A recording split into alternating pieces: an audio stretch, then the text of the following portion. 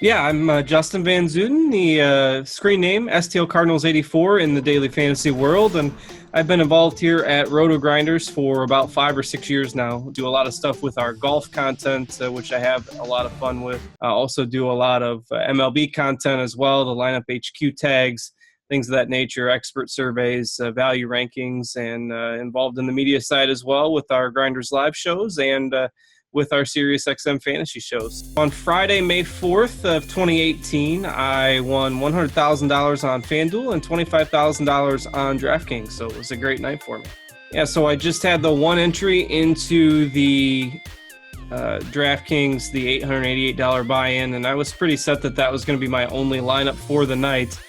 But as we got closer to lineup lock, I was feeling better about the guys that I was on, so I did the FanDuel lineups pretty much last minute and managed 18 entries into that enormous Grand Slam, which had a $44 buy-in with the one magical one that took home first place. There are a lot of people out there that think you have to enter 75, 100, 125 lineups in order to win these big GPPs. And I do enter max enter lineups on occasion, but a lot of times my bigger wins have come from single entries or fewer amounts of entries than a lot of people would expect. And that's part of the reason why this win was so gratifying for me. I had 18 entries on FanDuel, but just the one entry on DraftKings that night. It can be done with lower amounts of entries. Obviously, your risk is less when you have lower entries. That's one thing people often forget about the mass entry. There's a lot of risk involved in that if you don't hit on that particular night. So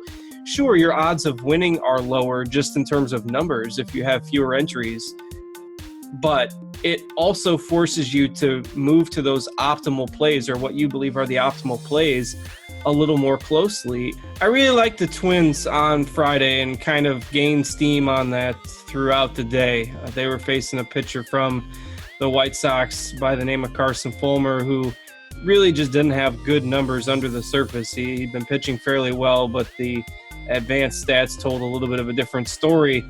Wrote it up pretty much exactly that way in our premium content on Friday as well. Had a blurb in there about how much I like the Twins as kind of a sneaky team that nobody wanted to target. And everyone liked the Yankees. The Yankees were in a great spot, but I knew that they were going to be extremely highly owned. So I took a stance against the Yankees, played the Twins, and it worked out pretty well.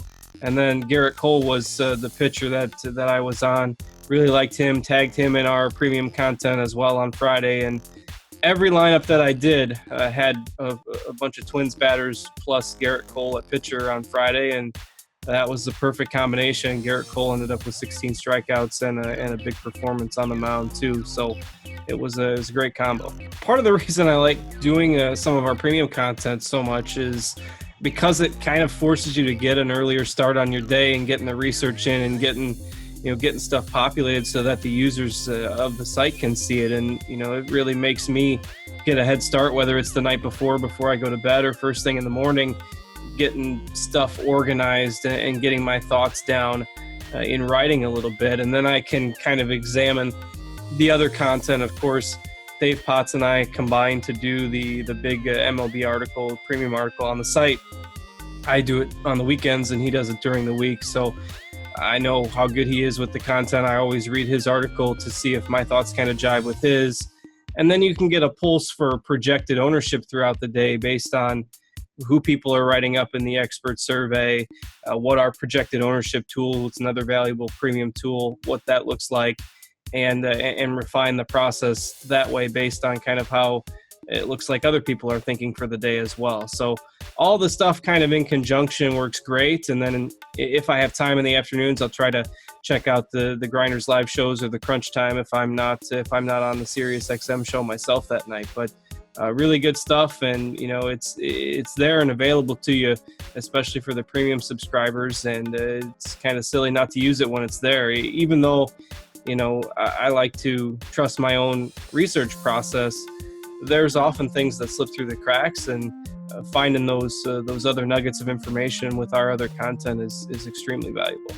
If you have a spot that you really, really like, don't be afraid to take a stand, even if not a lot of people are going to be on it. I mean, that's part of what gives you leverage in these big tournaments. I really like the Twins, and I just kind of stuck to that. I mean, all the guys were pretty much 5 to 10% owned in most of the contests, and the Yankees guys were 25, 30% owned. And if you're on that highly owned team, you really have to nail everything to get it to come together. And don't be afraid to take that stance. I know it's a little unnerving at times, but in those tournaments, that's what gives you the leverage to potentially take them down. And, you can mix and match additional plays from there. Take a stance on a team that you like or a pitcher that you like, even if they're not going to be super popular. And don't feel like you need to cover all the bases. I mean, I use the same pitcher in all my lineups. So giving yourself more opportunities when that pitcher does go off, it just gives you a better chance to take down that top prize than trying to mix and match 10 or 15 pitchers. You got to narrow down that player pool and try to find those diamonds in the rough too that not a lot of people are on, and you'll be on your way. It frustrates me more often in golf because the tournaments last 4 days, and so I get 4 days to be mad about the fact that I tinkered with my lineups. So, and it always seems to, at least you remember it when it doesn't work out. Maybe it works out occasionally, but it sure seems like it doesn't work out more times than not. So if you think your lineups are finalized, close your lineups tab, close your CSV or your Excel file, whatever you're using.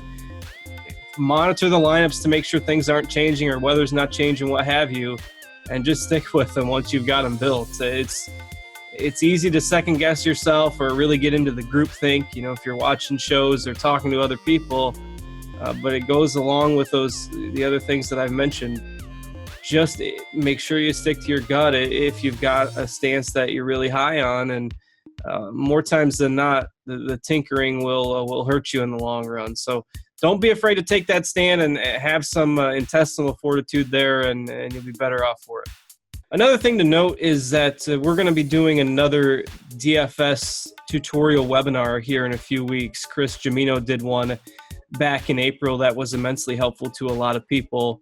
And I'm going to be trying my luck with one of those. We're going to do a tutorial on multiple or mass lineup building within Lineup HQ. There's a ton of tools, a ton of things available within Lineup HQ that maybe a lot of people don't know about. So we're going to do a webinar on that. That's going to be Friday, May 25th at 2:30 Eastern.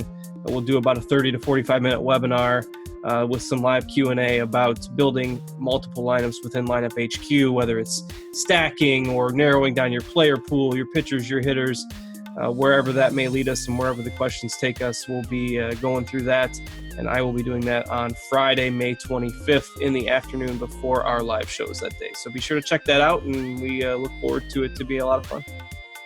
MLB is back, which means so am I. Cheese is good. This season, in addition to my $1 Million Musings article 5 days a week, we have tons of new content for premium members. Crunch Time will debut for MLB this season and air 5 days a week, featuring Kevin Roth as host and weather updates, while a rotation of our top MLB experts provide analysis. Chris Jimino will debut a new bi-weekly video featuring lineup recommendations based on our improved premium Plate IQ tool. And we have a brand new baseball podcast debuting featuring yours truly, Cheese is Good, teaming up with pros like Sammy Reed, Andy Means, and more. All this plus great new tools and written content will be available exclusively to our premium members.